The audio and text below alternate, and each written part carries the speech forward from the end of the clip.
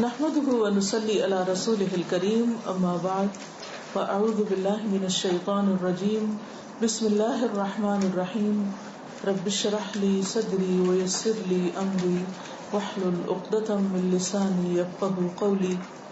حدیث نمبر 64 سیدنا ابو ہریرہ رضی اللہ عنہ سے روایت ہے کہ رسول اللہ صلی اللہ علیہ وسلم نے فرمایا، تم جنت میں داخل نہیں ہو سکو گے جب تک کہ ایمان نہ لاؤ، اور تم ایمان نہیں لا سکتے جب تک کہ آپس میں محبت نہ کرو. کیا میں تم کو ایسی بات نہ بتا دوں کہ جب تم اس پر عمل کرو تو تمہارے درمیان محبت پیدا ہو. آپس میں سلام کو عام کرو. عن ابی ہریرہ قال قال رسول اللہ صلی اللہ علیہ وسلم لا تدخلون الجنة حتى تؤمنوا ولا تؤمنوا حتى تحابوا اولا ادلکم علی شیء اذا فعلتموه تحاببتم افشوا السلام بینکم. رواہ مسلم کتاب الایمان 194. لفظی ترجمہ دیکھیے اور اس کی ساتھ ساتھ وضاحت. عن ابی ہریرہ، ابو ہریرہ رضی اللہ عنہ سے روایت ہے، قال کہتے ہیں، قال رسول اللہ صلی اللہ علیہ وسلم کہ رسول اللہ صلی اللہ علیہ وسلم نے فرمایا، لا تدخلون الجنت، تم جنت میں داخل نہ ہوگے. کون فرما رہا ہے؟ اللہ کا رسول. کس سے؟ صحابہ کرام سے جو ایمان لا چکے تھے. سنانے والے کو دیکھیے اور سننے والوں کو بھی. کوئی بات معمولی نہیں. اگر کوئی ہم سے کہے کہ تم جنت میں نہیں جا سکتے تو ہماری کیا کیفیت ہوگی؟ سوچئے تھوڑی دیر کے لیے.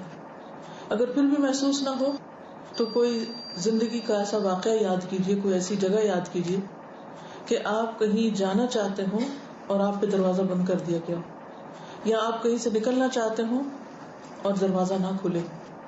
کئی دفعہ ایسا ہوتا ہے نا کہ آپ لفٹ میں جانے لگتے ہیں کہ اتنی دیر میں لفٹ بند ہو جاتی، آپ اندر نہیں جا سکتے. تو آپ کو بتایا جاتا ہے کہ آپ لفٹ کے اندر نہیں جا سکتے جب تک کہ آپ اب دوبارہ اس بٹن کو پریس نہ کریں. یہ کام کریں گے تو اندر جا سکیں گے، اس کے بغیر نہیں جا سکتے. تو اسی پر قیاس کرتے ہوئے سوچئے کہ یہاں بھی ایک بہت اہم بات بتائی جا رہی ہے، اور یہ بہت ہی پتے کی بات ہے. نبی صلی اللہ علیہ وسلم فرما رہے ہیں اور اس بات سے ڈرا رہے ہیں کہ دیکھو تم جنت میں جا نہ سکو گے حتی تؤمنو، یہاں تک کہ تم ایمان لے آؤ. تو گویا جنت میں جانے کے لیے پہلی شرط ہے ایمان لانا، لا الہ الا اللہ پڑھنا. ٹھیک ہے، ہم سب اب خوش ہیں، راضی ہیں کہ ہم نے پڑھ لیا، لا الہ الا اللہ محمد رسول اللہ کہہ دیا. لیکن یہاں فرمایا جا رہا ہے کہ ولا تؤمنو، تم ایمان نہ لاؤ گے یا تمہارا ایمان قابل اعتبار ہی نہیں، تم مومن نہیں کہلا سکتے. حتی تحابو، یہاں تک کہ تم ایک دوسرے سے محبت کرو. ایمان کے لیے محبت شرط ہے. تمہاری آپس میں باہم ایک دوسرے سے محبت کرنا ایمان کا حصہ ہے. لیکن ہم دیکھتے ہیں کہ عام طور پر لوگ ایک دوسرے سے محبت نہیں کرتے. گھروں سے شروع کیجیے. شوہر بیوی کی باہم محبتوں کا کیا عالم ہے. ہم میں سے ہر شخص اپنے گھر کا سوچے، اپنے ریلیشن شپ پر غور کرے. اگر آپ شادی شدہ ہیں، بحیثیت بیوی کے اپنے دل کو ٹٹول کے دیکھیے کہ آپ کے دل میں آپ کے شوہر کے لیے کتنی محبت ہے. اور اگر آپ کی شادی نہیں ہوئی تو سوچئے کہ آپ کے دل میں آپ کے والدین کی کتنی محبت ہے. پھر بہن بھائیوں میں آپس میں کیسی محبت ہے. پھر خاندان والوں کے درمیان تعلقات کیسے ہیں. پھر نیبرز کے ساتھ آپ کی ریلیشن شپ کی کیفیت کیا ہے. پھر جن لوگوں کے ساتھ مل جل کر آپ کام کرتے ہیں، جس ٹیم کا آپ حصہ ہیں، ان کے ساتھ آپ کے تعلقات کیسے ہیں، ان سے محبت کا عالم کیا ہے. اور پھر اس کو بڑے دائرے میں، بڑے سرکل میں پھیلاتے جائیے جہاں تک بھی ہو. کیونکہ مومن کی تعریف ایک اور حدیث میں کی گئی ہے کہ المؤمن آلف مألوف ولا خیر فی من لا یألف ولا یؤلف.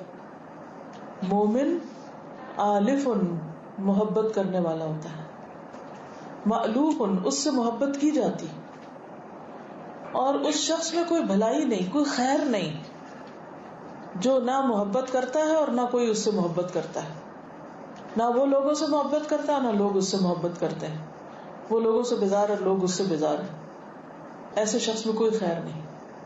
تو مومن محبت کا پتلا ہوتا ہے. تو یہاں پر کیا فرمایا کہ ایمان مکمل ہی نہیں جب تک کہ تم ایک دوسرے سے محبت نہیں کرتے. اب ہر شخص کو کیا کرنا ہے؟ اپنا اپنا جائزہ لینا ہے. اپنے قریبی رشتہ داروں، خون کے رشتوں سے لے کر سسرالی رشتوں اور باقی رشتوں کے درمیان آپ کتنے چاہے جاتے ہیں اور کتنا آپ دوسروں کو چاہتے ہیں. آپ کا مقام دوسرے کے دل میں کیا ہے؟ کیونکہ دو طرفہ چیز ہے نا.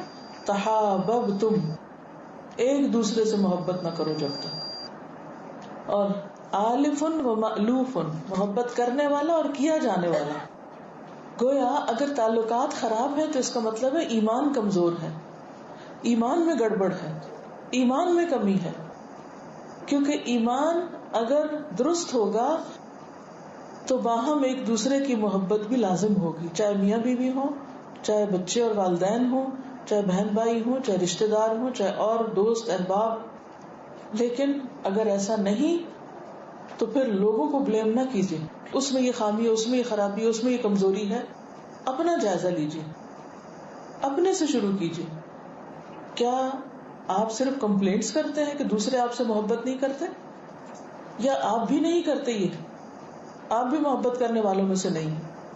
کیونکہ المؤمن آلف، مومن محبت کرنے والا ہوتا ہے، پہلے ابتدا کرتا ہے، آغاز کرتا ہے، وہ اپنی ذات سے آغاز کرتا ہے. مألوفن، پھر اس سے محبت کی جاتی، کیونکہ جو پہل کرتا ہے، جو شروع کرتا ہے، جو دینے والا ہوتا ہے اس کو ملتا ہے. یہ اللہ کا ایک قانون ہے، گیو اینڈ ٹیک. دو گے تو ملے گا، تو محبت بھی دو گے تو محبت ملے گی. لیکن ہمارا زیادہ تر رونا دھونا اس پہ ہوتا ہے کہ لوگ ہم سے محبت نہیں کرتے، کوئی ہمیں چاہتا نہیں، ہم اس دنیا میں تنہا ہیں، ہم بڑے ہی بیچارے ہیں. اور کبھی غور نہیں کرتے کہ ہمارے اندر کمی کیا ہے اور کہاں ہے. اور پھر ہم اپنے لیے تو بہت سے بہانے تلاش کر لیتے ہیں کہ اس لیے محبت نہیں کرتے کیونکہ دوسرے اینڈ پہ یہ اور یہ کمی ہے، یا ایسی اور ایسی غلطی ہے، یا اس میں فلاں فلاں کمزوری ہے، اس لیے وہ تو محبت کے قابل ہی نہیں. دیکھیے، جہاں دوسروں میں کمزوریاں ہوتی ہیں وہاں ان میں خیر و بھلائی بھی ہوتی ہے. تو آغاز کس سے کریں؟ ان کی خیر و بھلائی تلاش کرنے سے. ہم ٹارچ لے کر دوسروں کی غلطیاں تو خوب تلاش کرتے ہیں، لیکن یہ نہیں دیکھتے کہ ان کے اندر خوبی کون سی ہے.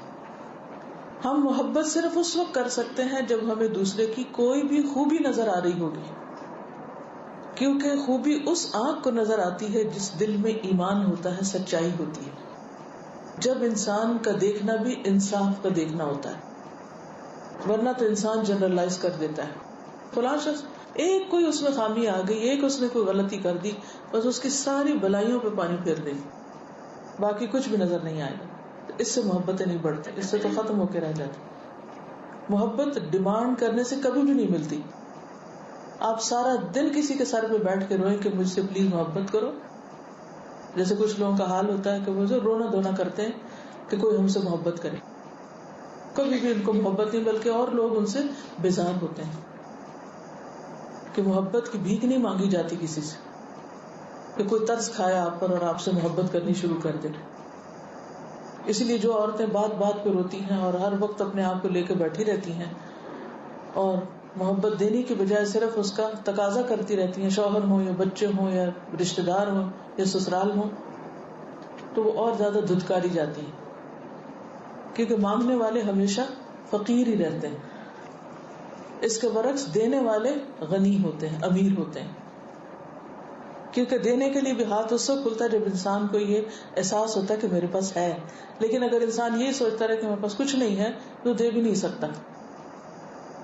تو یہاں محبت کو ایمان کے ساتھ باندھ دیا گیا کہ تم جنت میں جا ہی نہیں سکتے جب تک کہ تم ایمان نہ لاؤ، اور تم ایمان والے ہو نہیں سکتے جب تک کہ تم ایک دوسرے سے محبت نہ کرو. اولا ادلکم، کیا میں نہ بتاؤں تم کو؟ یا کیا میں بتاؤں تم کو، کیا میں تمہاری رہنمائی کروں. یہاں بتاؤں والی بات نہیں ہے، تو اردو ترجمے کی کمزوریاں ہیں. ادلکم کا لفظ جو ہے وہ دلیل سے ہے، دلالت کرنا، راہ دکھانا، رہنمائی کرنا. کیا میں تمہاری رہنمائی کروں، طریقہ بتاؤں، علی شیء، ایسی چیز پر رہنمائی کروں، ایسی ٹپ بتاؤں، ایسا طریقہ بتاؤں، اذا فعلتموہ، جب تم اس کو کرنے لگو گے، جب اس طریقے پر تم عمل کرو گے، تحاببتم، تو تم ایک دوسرے سے محبت کرنے لگو گے. پھر ہو نہیں سکتا کہ محبت نہ ہو. اور وہ کیا ہے؟ افشوا السلام بینکم، پھیلاؤ سلام کو آپس میں، رواج دو، عام کرو. افشا ہوتا ہے کسی بات کو ظاہر کرنا کہ آبویس ہو جائے، نظر آنے لگے.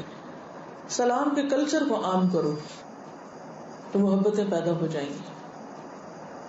کیونکہ آپ کے دل میں کسی کے لیے کتنا بھی بڑا غصہ ہو، اگر آپ اس کو کنٹرول کر کے سلام میں پہل کر لیں گے تو دوسرے کے اندر بھی تھوڑی نرمی پیدا ہو جائے گی.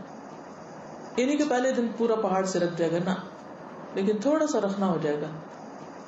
اور پھر آپ یہ پریکٹس دہراتے رہیں گے حتیٰ کہ دوسرے کے اندر سے بھی اور آپ کے اپنے اندر سے بھی وہ نفرت نکلنے لگے گی، اور اس طرح نفرت کی جگہ محبت لے لے گی.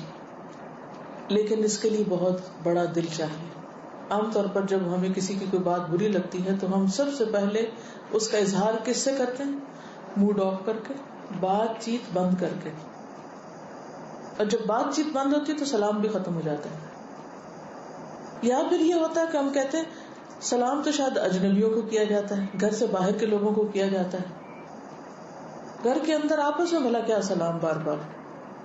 تو بہت سے لوگ باہر جاتے ہوئے یا باہر سے آتے ہوئے اس حد تک تو سلام کر لیتے ہیں، لیکن گھر کے اندر نہیں سلام کرتے. بچوں کو سلام کرنا، بچوں کا بڑوں کو کرنا، شوہر بیوی کا ایک دوسرے کو کرنا.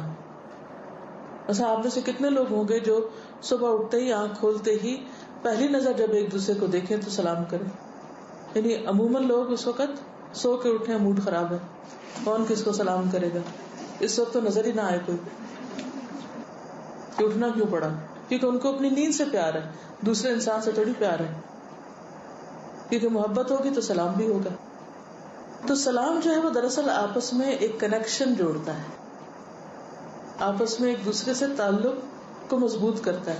وہ تعلق جو جدائی کی وجہ سے تھوڑا ویک ہو جاتا ہے، سلام کی وجہ سے وہ مضبوط ہو جاتا ہے. تو جب بھی دو انسانوں کا آپس میں آمنا سامنا ہوتا ہے، ملاقات، تو ایک السلام علیکم کہتا ہے اور دوسرا وعلیکم السلام کہتا ہے. یہ مطلوب ہے.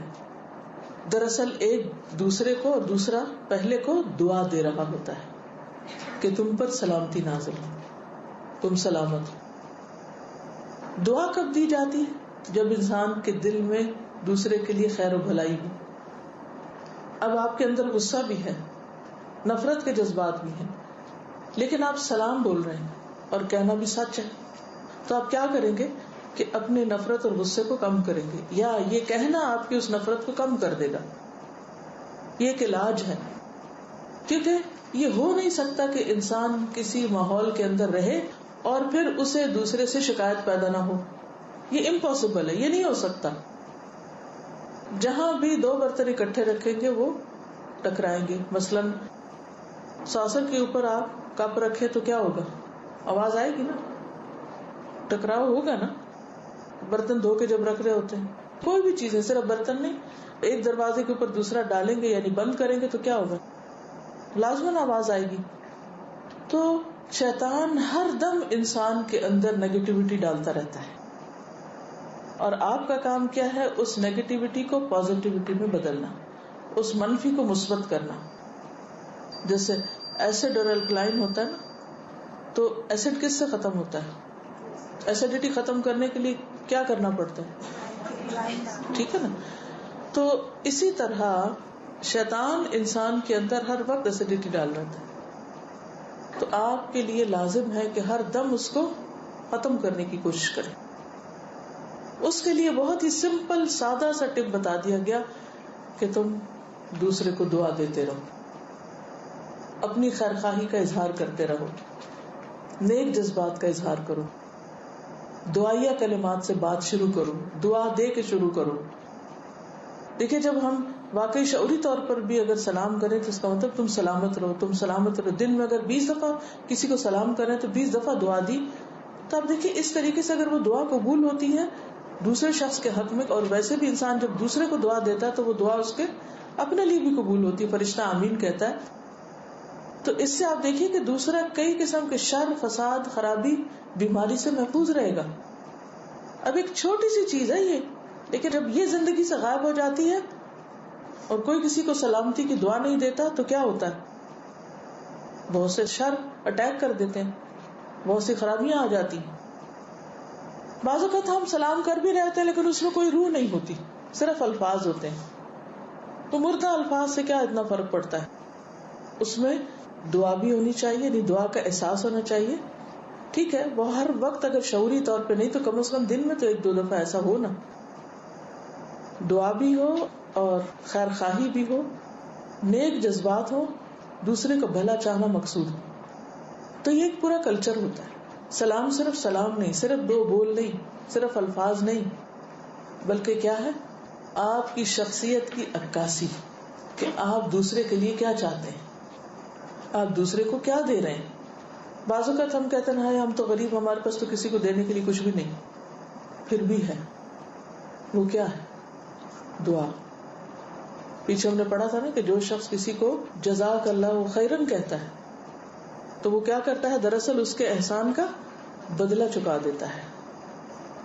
یعنی آپ پر کسی نے کسی قسم کا کوئی احسان کیا اور اگر آپ نے اس کو جزاک اللہ ہی کہہ دیا تو گویا آپ نے اس کے احسان کا بدلہ دے دیا. تو دعا کوئی معمولی چیز نہیں ہے. ہم اس کی کوئی ویلیو نہیں سمجھتے، کوئی قیمت نہیں سمجھتے، فار گرانٹیڈ لیتے ہیں. ماں باپ ہمیں دعائیں دیتے ہیں تو بس ٹھیک ہے، ان کا تو کام ہی یہی. تو ان دعاؤں کو بھی ویلیو کریں، سلام کو بھی ویلیو کریں، دینے کو بھی اور قبول کرنے کو بھی. کہ جب کوئی آپ کو دے رہا ہو تو اس کو بھی ویلیو کریں اور اس کا جواب دیں اس کو. کیونکہ قرآن مجید میں آتا نا وَإِذَا حُيِّيتُم بِتَحِيَّةٍ فَحَيُّوا بِأَحْسَنَ مِنْهَا أَوْ رُدُّوهَا. جب تمہیں کوئی دعا دے، زندگی کی دعا دے، حُيِّيتُم فَحَيُّوا تو تم بھی زندگی کی دعا دو، بِأَحْسَنَ مِنْهَا اس کی دعا سے اچھی، اور رُدُّوهَا یا اس کو لوٹا دو. تو ہدیہ جو ہے اس میں نمبر 1 سلام ہے.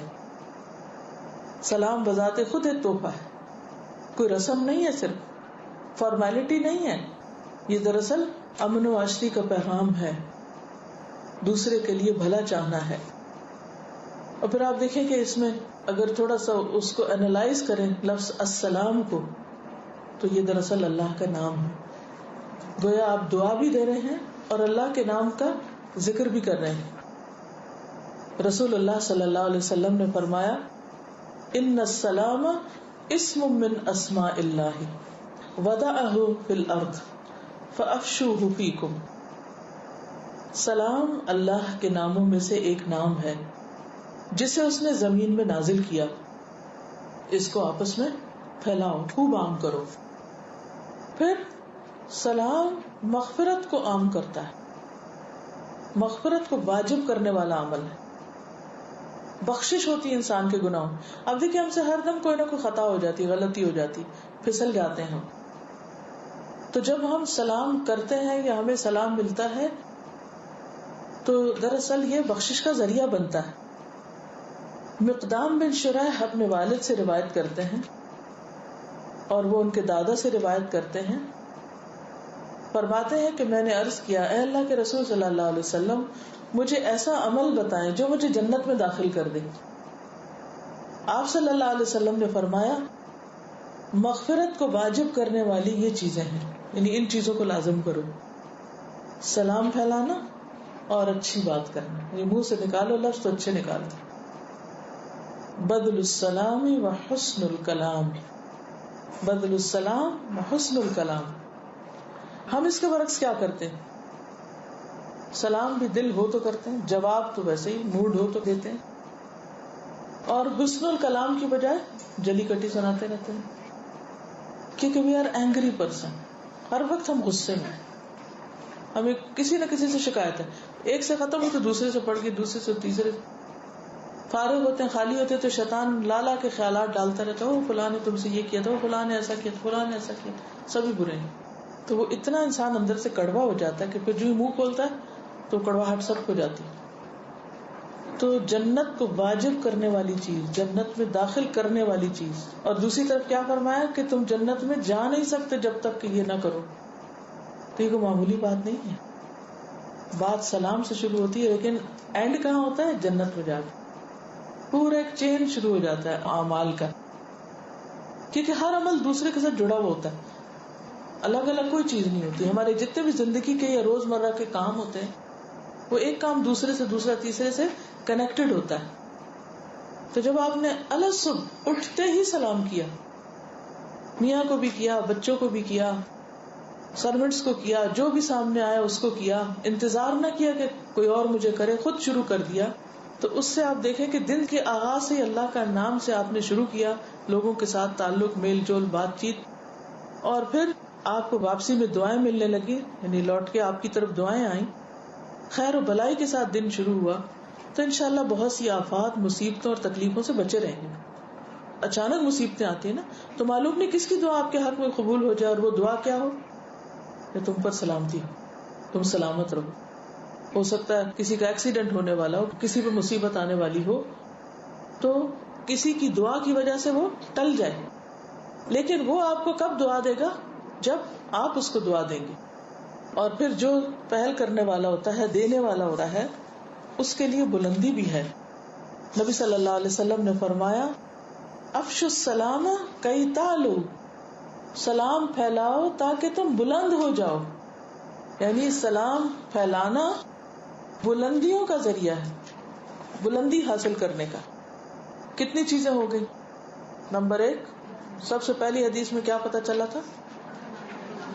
جنت میں داخلے کا ذریعہ، ایمان کے مکمل کرنے کا، پھر مغفرت اور بلندی، اللہ کے نام کا ذکر، اس کے اپنا اجر، دعا، جی، آفات، مصیبتوں، منفی اثرات سے بچنے کا ذریعہ.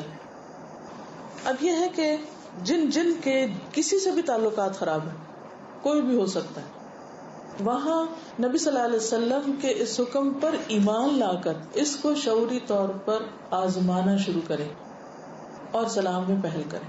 اور اگر آپ انا کے بندے ہیں، انا کا شکار ہے، اسٹبن ہے، اور آپ اپنے اوپر قابو نہیں پا سکتے، تو پھر نہیں یہ کر سکیں گے. اور اگر نہیں کر سکیں گے تو کسی اور کا نقصان کریں گے. کس کا نقصان کریں گے؟ اپنا نقصان کریں گے. تو اپنے فائدے کے لیے اس کو شروع کیجیے. ٹھیک ہے؟ آپ میں سے کوئی کچھ سوال کرے کہ جی آپ فرمائیے. یہ جو حدیث شریف میں آپس کا لفظ استعمال ہوا، یہ صرف مسلمانوں کے پرٹیکولرلی استعمال ہوا یا انسانوں کے جنرلی؟ السلام تو بہرحال مسلمانوں ہی کے لیے ہے، لیکن دوسروں کے لیے بھی اچھے ویل وشنگ الفاظ آپ کوئی بھی استعمال کر سکتے ہیں. جی آپ فرمائیے. جب ہم سلام کرتے ہیں اور بعض اوقات ہم ٹیکسٹ کرتے ہیں تو does it give the same effect؟ منہ سے سلام کرنا یا پھر ٹیکسٹ کے تھرو یا؟ دیکھیے، ایک ہوتا ہے فارمل لیٹر، جب آپ لکھتے ہیں کسی کو، تو اس میں تو نبی صلی اللہ علیہ وسلم نے جو خطوط لکھے تھے یا حضرت سلیمان علیہ السلام نے جو لکھا تھا، تو وہ کس سے تھا؟